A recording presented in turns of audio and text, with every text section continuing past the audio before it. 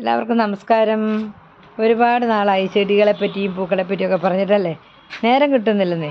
എപ്പോഴും എന്തെങ്കിലും വർക്കുകളൊക്കെ കാണും. അപ്പം നമ്മളൊന്ന് ഫ്രീ ആകുന്ന സമയത്ത് അപ്പം ഇന്നേ എൻ്റെ ബോൾസൊക്കെ പൂത്ത് വന്നു. നമ്മൾ കുറേ അറേഞ്ച്മെൻറ്റ്സ് കുറച്ച് ചെറിയ ചെറിയ അറേഞ്ച്മെൻറ്റ്സ് ഒക്കെ ചെയ്തായിരുന്നു. ബോൾസം പൂവിട്ടു.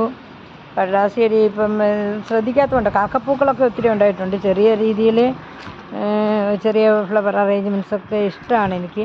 പക്ഷേ നേരമൊന്നും കിട്ടുന്നില്ല, ആരോഗ്യം ശരിയല്ല. അതുകൊണ്ടാണ് ഇത് ചെടിയുടെ ഇടാത്തത്, മനഃപൂർവ്വമല്ല. ചെടികളും പൂക്കളും തന്നെയാണ് എപ്പോഴും ഇഷ്ടം, പാട്ടും.